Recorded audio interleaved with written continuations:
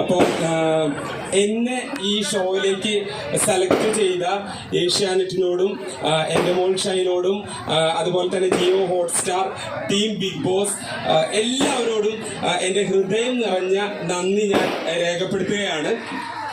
അതുപോലെ തന്നെ ആയിട്ടാണ് വന്നത്.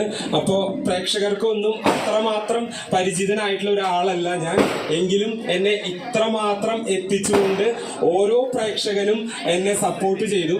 അപ്പോൾ അവരോടുള്ള അകമഴിഞ്ഞ നന്ദിയും കടപ്പാടും ഞാൻ അറിയിക്കുകയാണ്. അടുത്തൊരു നന്ദി പറയാൻ